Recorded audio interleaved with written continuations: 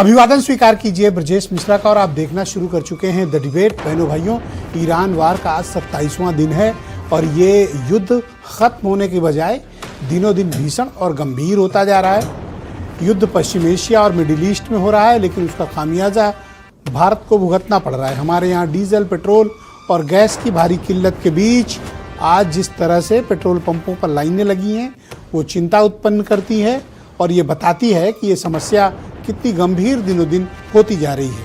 आज चर्चा ईरान युद्ध और उसके बाद भारत के समक्ष चुनौतियां और हमारे पास विकल्प क्या क्या हैं, इस विषय पर हम बात करेंगे। बहनों भाइयों, ईरान वार का आज 27वां दिन है।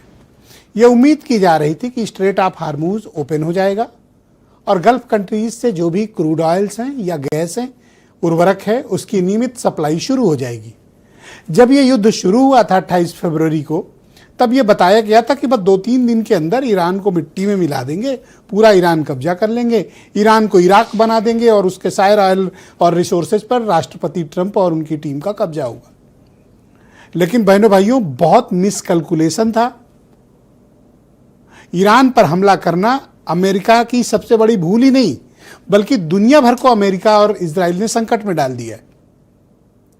यह इनकी मिसकैलकुलेशन थी कि सुप्रीम लीडर को मार देंगे तो जनता बगावत कर देगी।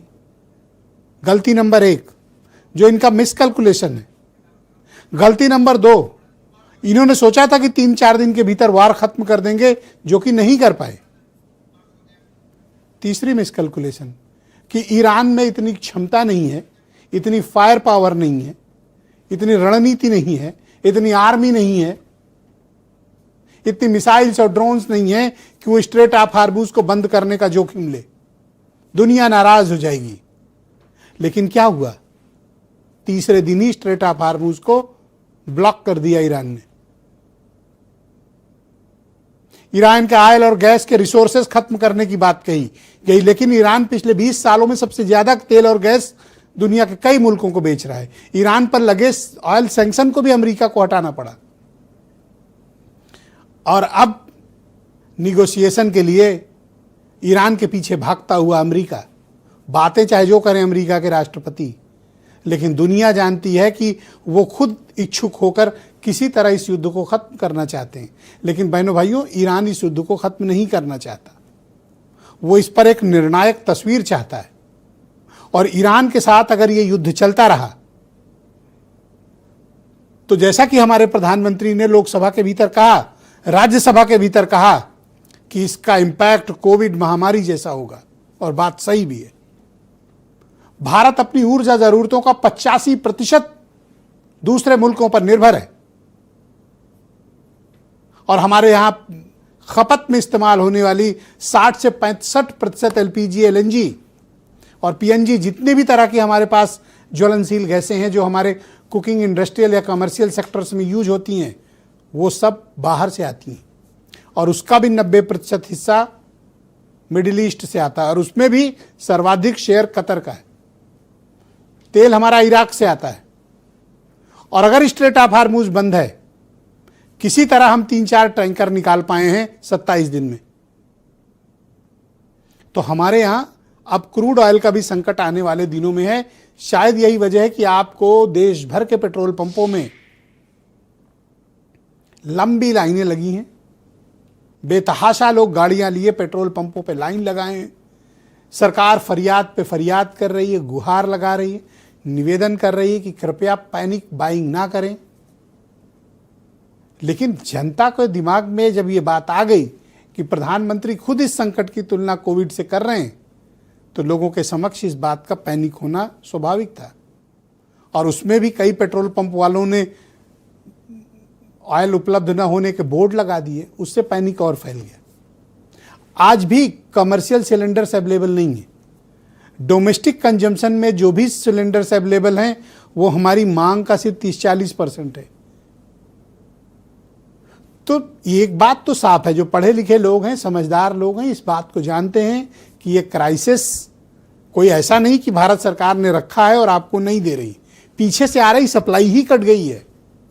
तो जब तक ये युद्ध खत्म नहीं होगा, मिडिल ईस्ट और पश्चिम एशिया में शांति बहाली नहीं होगी, ऑयल और gas field normal production capacity में नहीं चले जाएंगे, स्थितियां पहले 28 फरवरी के पहले जैसी नहीं होंगी, तब तक ये सामान्य स्थिति नहीं होने वाली। तो समझदारी इस बात में है कि सभी लोग संयम के साथ काम लें, सरकार भी और जनता भी, क्योंकि इस संकट काल में यह बात स्पष्ट हो गई है। हालांकि यह संकट यूरोप के लिए नहीं है, यह संकट अमेरिका के लिए नहीं है, यह संकट पूर्वी एशिया के देशों में नहीं है, क्योंकि उन्होंने अपनी ऑयल और ऊर्जा जरूरतों को डाइवर्सिफाइड कर रखा था। हमारी पश्चिम एशिया में निर्भरता बहुत ज्यादा है।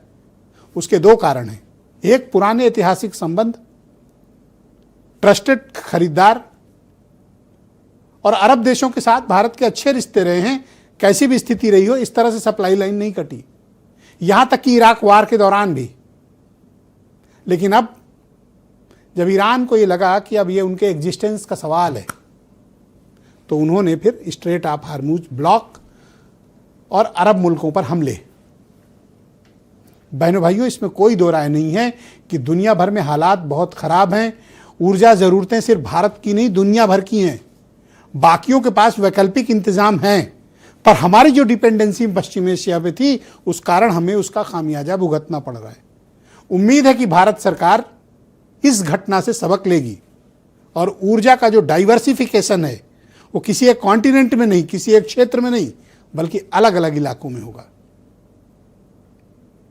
बहुत कम लोगों को ये बात पता होगी, लेकिन आपको बताएं कि अमेरिका के इरादे क्या रहे हैं। इराक पर जब उसने अटैक किया और इराक पर कब्जा किया, सद्दाम हुसैन को बेदखल किया, उन्हें फांसी के फंदे पे चढ़ाया, उसके बाद से लेकर आज तक इराक में बिकने वाला 1 लीटर पेट्रोल, डीजल या गैस, उसका पैसा इराक के पास नहीं रहता।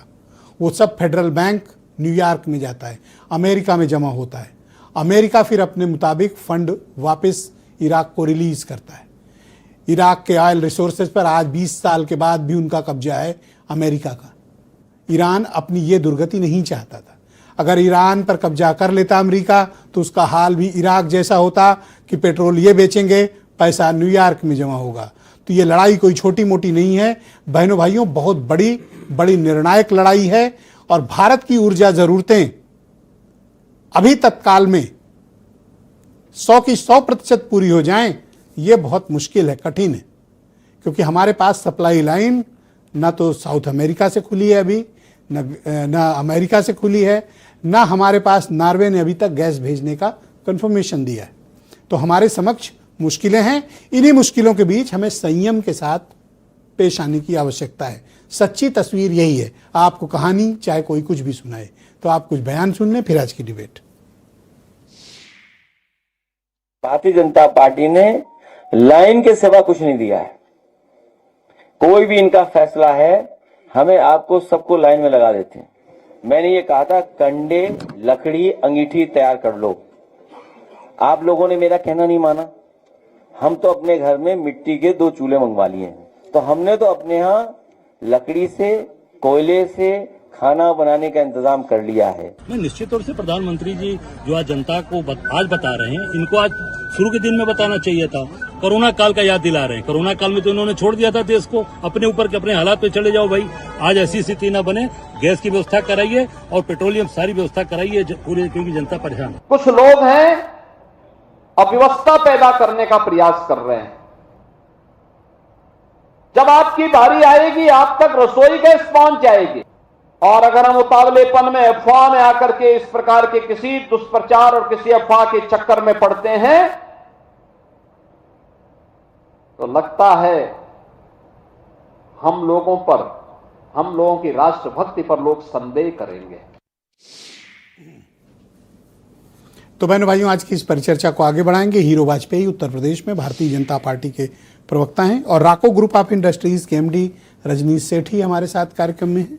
डॉक्टर राजपाल कश्यप समाजवादी पार्टी के प्रवक्ता, सुरेंद्र राजपूत कांग्रेस कमेटी के प्रवक्ता हैं और चंद्र प्रकाश जी हमारे साथ जुड़े हुए हैं, आल राष्ट्रीय अध्यक्ष हैं all India LPG distributors federation के, और वीरेंद्र जी हमारे नेशनल हेड। आप सभी का स्वागत और धन्यवाद। तो भाई हीरो वाजपेयी जी, मैं ये उम्मीद करता